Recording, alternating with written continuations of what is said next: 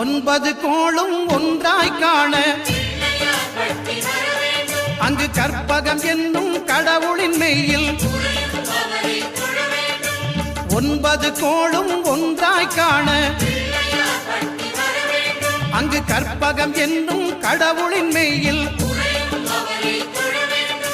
சூரியன் முதலாய் ஒன்பது கிரகமும் பலவித குணங்களை கொண்டிருக்கும் எங்கள் கற்பக தருவில் அவை வரும்போது ஒன்றாய் சேர்ந்து பலனளிக்கும்.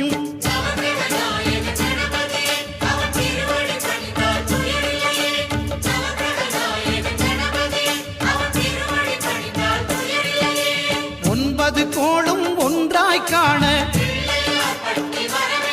அங்கு கற்பகம் என்னும் கடவுளின் மெய்யில்